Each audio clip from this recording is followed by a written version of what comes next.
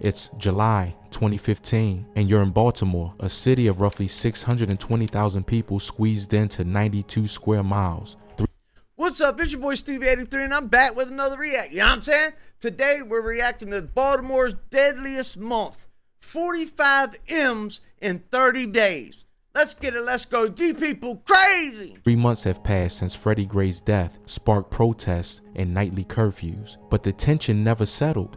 In those 31 days, Baltimore records 45 homicides, an average of more than 1 murder every 18 hours, the worst monthly tally in more than 4 I remember we had to be the curfew was 6 o'clock p.m. 4 decades. Citywide arrests fell nearly 30% in the weeks after the Freddie Gray unrest, leaving more guns and grudges on the corners. Homicide detectives were drowning. Clearance rates slipped below 25%. I'm sitting thinking like that was that long ago already. Meaning 3 out of 4 killers walked free. The violence wasn't just fatal. Hospitals saw over 150 shooting victims that month alone, averaging 1 every 5 hours. Trauma surgeons called it the busiest July they had ever known. Like the video and share it with someone to spread the violence awareness. Top trend report, y'all hit him up. Statistic just hours ago, give all the credit to him. He does this, not me. I'm just reacting. Of last year, with more than 4 months to go. First person that was a victim of July was Nate Man Willard Jr., a 31-year-old, was shot and killed on July 2nd. And I'm gonna say this to anybody in this video here: rest in peace. And I send all my love and condolences to the family. To lose someone in your family is a hit that your family can't come back from. You know, you can't forget it, and it never goes away, and it never gets better. So rest in peace. My love and condolences to all the families in this video. 2nd, 2015, around 1:41 p.m. in the 2200 block of North Fulton Avenue. He was working on a construction site operating a Bobcat when a gunman approached and opened fire at close range. Willard had just celebrated his birthday the day before. He was pronounced dead at the scene. He got bopped the day after his birthday at work? They come put a hit out on him at work? Bruh. Witnesses reported seeing police pursue 2 individuals after the shooting. Grieving family members arrived shortly after, with one woman requiring medical attention due to an anxiety attack. Oh man, she fainted from an anxiety attack. Could you imagine that? Seeing someone getting picked off and it affects you so much, you have an anxiety attack and pass out. You have to have the emergency come get you. I would feel, if I seen my mother or my wife or my sister or anyone do it, that would be sad, very sad. On the same day, July 2nd, 2015, 15-year-old Josh Remus Burnett, a black teenager from Baltimore's 3700 block of West Rogers Avenue, was fatally stabbed during a dispute over his cell phone. A 13-year-old has since been charged in the case. Josh, known for washing cars, cutting grass, playing football with the Glens Falls 49ers, and dreaming of becoming a leader, left behind a grieving family. They remember him as hard-working, caring, and full of life, traits that transformed his funeral into a celebration and continued to guide his mother's visits to his grave. Nathaniel left no criminal record behind, but his family did. His brother, father, grandfather, and another sibling were all victims of violence or addiction on these same streets. As his brother Tavon put it, "I've lost a lot to these streets." On July 3rd, 2015, at 8:50 p.m., 50-year-old Keith Glasgow was shot and killed on the 3400 block of W. Caton Avenue in West Baltimore's St. Joseph's neighborhood. A fixture in his block, Keith was known for mowing lawns, trimming bushes, running errands, and checking in on neighbors. Kingdom First Ministries pastor Mark Holland, who'd known him for over 15 years, said he was a community guy. Holland remembered him as nice, but with a temper. Someone who looked out for others even if he stood his ground when pushed. Police arrested 42-year-old Larry Dixon, charging him with first-degree murder and weapons violations in connection with Keith's killing. Then on July 5th, Edward Burrows was 26 years old. That evening of July 5th, 2015, he stood on the 2000 block of Kennedy Avenue, a tightly packed row house block in East Baltimore. Described by friends as resilient and outgoing, he had one child, a young life that depended on him. Without warning, gunfire erupted. Police later logged the scene. Edward was shot on that residential stretch in front of homes he likely knew well. The death was officially classified as a homicide under investigation. No suspect, no motive, just another life extinguished amid a city in crisis. By the end of that night, Edward became the 148th homicide victim in Baltimore for the year. His death counted toward a staggering 45 murders in July alone, time for the city's deadliest month in over 40 years. On the morning of July 6, 2015, just before 10 o'clock a.m., 21-year-old Derwin Jones was shot and killed on the one block of... See, 2015, I was still out in them same streets, running them same blocks. 2015, yep. I sure was. North Gilmore Avenue in the Franklin Square neighborhood of West Baltimore. Little is publicly known about the moments leading up to his death, and his family chose not to comment. On July 7, 2015, 41-year-old Eric Renard Forrester was shot and killed around 8:15 p.m. on the 300 block of North Hilton Street in West Baltimore. Investigators believe the shooting happened during a robbery at a dice game being played on a nearby basketball court. Somebody got mad. Somebody lost the dice game and got mad. What? Come on. Although Eric had a past involving multiple handgun charges, including a 2002 murder case in which he was found not guilty, police stated his death did not appear to be connected to any of those prior incidents. Only the next day it was Lamont Randall, 39 years old, on the night of July 7, 2015 at approximately 10:30 p.m. He stood on the 900 split of West Fayette Street near the University of Maryland, Baltimore campus. Two vans, tire shop is just right over there on Lafayette. A white one and a burgundy one, pulled up and multiple occupants got out and opened fire into the crowd. Lamont, also known on the street as Dirty, was shot in that barrage and died on scene. He was one of 3 people killed that night, alongside Gerald Thompson, 34, and Jacqueline Parker, 53, while a 4th victim survived with non-fatal injuries. Police classified the attack as a targeted crime, confirming it was not random nor connected to the nearby university. Detectives later tied the violence to internal conflicts within the Black Guerrilla family gang. Some in law enforcement feared Lamont's death would spark more violence in the streets. On July 7th, the same day only about 30 minutes later, 25-year-old Antonio Anderson was fatally stabbed around 10:55 p.m. on the 1500 block of Sherwood Avenue in West Baltimore. Just weeks earlier, Antonio had celebrated his birthday on Facebook, writing, "Feeling blessed, just turned 25 today." 2 days before. Hey, at least he passed humble. I am gonna say that he did pass humbly. For his death, he posted again, "Thank God for another day." Police later, on July 12, 2015, at 6:55, I am 32-year-old Frederick Samuel Taylor was gunned down in the 2100 block of East Eager Street. He was one of 2 people shot in the incident. The other victim survived. Taylor had spent much of the last 15 years in and out of prison. His record included a 2002 charge for attempted first-degree murder, which resulted in a plea deal for first-degree assault. Authorities couldn't locate any of his family members to speak on his behalf. On July 13, 2015, at 12:08 p.m., 33-year-old Robert Lee Jackson was gunned down in broad daylight in the 800 block of North Belnord Avenue, East Baltimore. A father of 2 young children and a former inmate trying to turn his life around, Jackson had been working construction jobs and distancing himself from the streets. But just 2 months before his death, he was indicted. It seemed like to me, as soon as you start leaving the family, I'm not going to say the word GA, and you know the rest. It's not like that. It's a family. When they left the family, when someone leaves a family and tries to go back to the regular life, it seems like they get taken out quick. On drug distribution charges in a waiting trial. Witnesses say 3 men approached and opened fire on him without warning. His partner, Tamara Stokes, said Jackson's shift toward a family-first lifestyle upset some of his old associates. 2 weeks after his killing, tragedy struck again when a house fire left his grieving family without their belongings. Only 20 minutes later, Ronald, known by some as Dave or Big Davon, was a 30-year-old truck driver and a proud graduate of Patterson High School. On July 13, 2015, police were dispatched to the 3400 block of Cardenas Avenue around early Monday afternoon, 12:29 p.m. They found him with multiple gunshot wounds, and despite rapid response, he was pronounced dead at the scene. This shooting was one of 5 separate incidents that day, which together left 5 people dead and 11 injured across the city.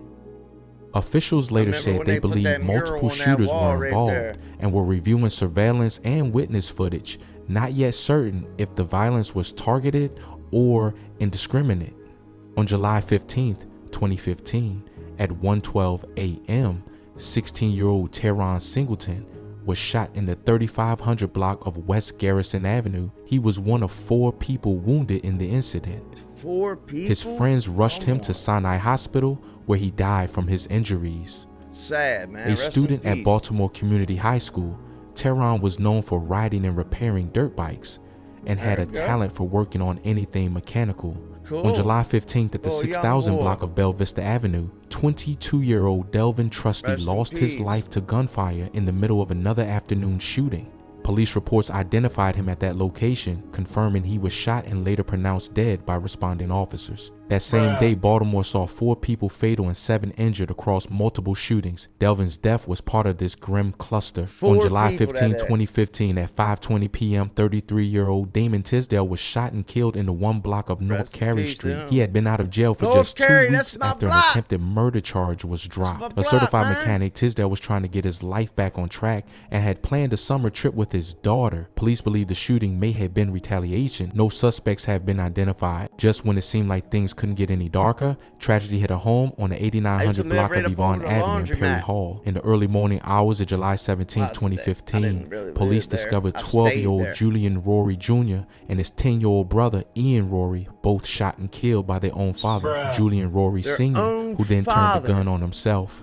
The family had recently been struggling, and police later found a note from the father explaining he'd lost his job. Neighbors described the boys as outgoing, full of life, and always outside playing sports. Shatak Lawrence, a 25-year-old African-American man, was shot and killed on July 19, 2015 at 9:30 p.m. in the 1100 block of North Longwood Street. He was a known friend of Freddie Gray and had previously spoken out about police violence. His death came after a confrontation with his girlfriend's ex-boyfriend, who was later charged in the case. Lawrence had 2 children and worked with his uncle making gold jewelry. Albert Mullen, a 36-year-old man, was shot and killed on July 21, 2015 at 8:30 a.m. in the 4300 block of Eldon Road. He was found dead behind tall bushes in an alley near his home. Known as Buddha, Mullen was a father of 3 and remembered by family as a devoted family man. It makes me real sad to see these kids so young and now they grow up without a pop, man. I struggled with that so hard in my life, man. I can't blame that on every bad thing that happened in my life, but it was most of it. I longed for a pop my whole life, man. Police have not released further details regarding a suspect or motive. Rajayi Sincere, a 30-year-old African-American man, was shot and killed on July 22, 2015 at 12 o'clock a.m. in the 600 block of North Payson Street. He was gunned down outside his fiance's home, reportedly by a shooter who came from a nearby alley. Police believe the killing was connected to an earlier dispute at a motorcycle club. Sincere, who had previously served time under the name Robert Moore, was working to turn his life around. His murder remains unsolved. Sina Masudi, a 1-year-old Asian male, was killed by asphyxiation and found dead in his mother's car on July 22, 2015, though the incident occurred on June 23rd. The case was ruled a homicide in July, making it part of that month's count. His mother, Sahar Horajabi, who had been battling postpartum depression, took her own life by jumping from a parking garage in downtown Baltimore. July 22, 2015. That night at 11 o'clock p.m., police found 34-year-old Jefferson Bolden suffering from a fatal gunshot wound on the 1200 block of Clendon Street in East Baltimore. First responders arrived after neighbors reported hearing shots and discovered him unresponsive in the street. Baltimore Sun coverage noted this was one of at least 3 homicides that occurred overnight in the city. Detectives canvassed the neighborhood but turned up no witnesses or suspects immediately. Daquan Mason was 20 years old when he was shot and killed on July 23, 2015 on the 2700 block of Kennedy Avenue in East Baltimore.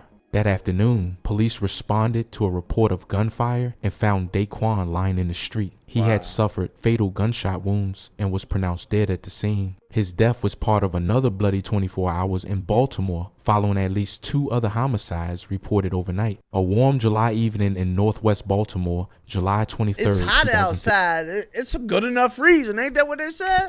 took a tragic turn on the 4000 block of Glengyle Avenue. That night, 23-year-old Clairo Myers III was fatally stabbed inside a hotel room after a dispute over money. According to Baltimore State's attorney records, Clairo and a woman had checked them together, and when his companion handed $78.00 to Tavon Harris, Clairo demanded the change. Tensions escalated, and by 9:30 p.m., Harris stabbed him in the torso during the argument. Clairo was rushed to a hospital but succumbed to his injury. Investigators later charged Tavon Harris with manslaughter and firearm possession. Authorities confirmed his conviction, followed surveillance review and witness interviews. The dispute, which began over just a few dollars, ended in violence, highlighting how quickly routine nights were turning deadly in Baltimore that summer. As the city was still reeling from earlier shootings, this incident reminded everyone that danger could erupt anywhere at any moment. On July 24th, 2015, 39-year-old Damon L. Ramsey was shot on the 2300 block of Harford Road in East Baltimore. It was late at night, just before midnight,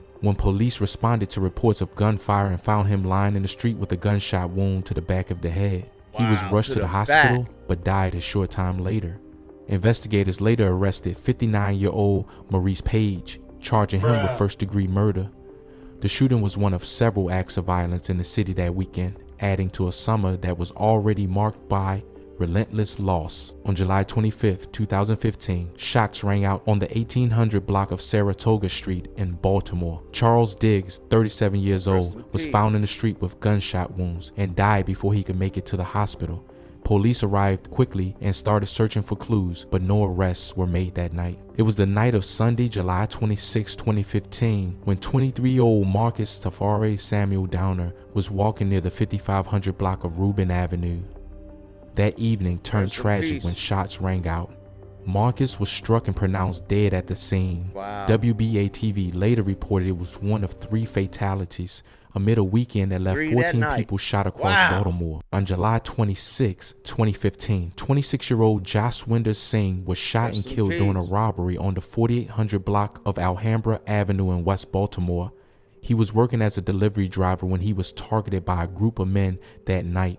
Police said Jaswinder was found in his vehicle with gunshot wounds and died at the scene. Detectives later arrested Marlo Lomax, charging him in connection with the murder, as the investigation pointed to an attempted robbery gone wrong. On July 26, 2015, Franklin Grayson, aged 24, was shot and killed on the 2300 block. I ain't gonna tell.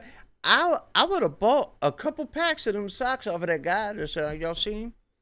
Of Druid Hill Avenue in Baltimore. Police found him with gunshot wounds that night, and he was pronounced dead at the scene. That weekend, violence swept through the city, with multiple shootings adding to the sense of chaos. On July 27, 2015, 18-year-old Michael Poston was shot and killed just before 11 a.m. on the 1600 block of West North Avenue in Baltimore. Police say he was struck several times and, despite being rushed to the hospital, died from his wounds. Detectives later arrested Rayshard Johnson, labeling the incident a retaliation shooting. Captured on MTA police cameras, Johnson, caught fleeing in an alley nearby, confessed to approaching Michael and opening fire. On July 28, 2015, in the 1400 block of Bloomingdale Road in Baltimore, 23-year-old Lerod Warner lost his life to gun violence.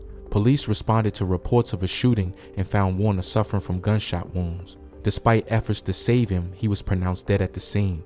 Another young life taken, another family left with questions and grief. On July 29, 2015, at 2:15 a.m., 24-year-old Marquise Tisdale was shot and killed in a double shooting on a 1 block of North Abingdon Avenue. An aspiring rapper, Marquise had just landed a new job and was preparing to provide for his growing family. He left behind a 2-year-old daughter and an unborn child due just before his birthday. Despite a history of drug arrests, his loved ones say he was focused on turning things around. On the same day, on July 29, 2015, at 7:00 p.m., 40-year-old Rest in Tion peace. Sims was shot and killed in the 2200 block of Annapolis Road, the same stretch where, at just 16 years old, he was convicted of a fatal robbery and sentenced to 30 years. After serving time and being released in 2012, Sims had been trying to rebuild his life. He stayed out of legal trouble and was working various jobs despite struggling physically and emotionally. Police believe he was specifically targeted, though the motive remains unclear. On July 30th, 2015,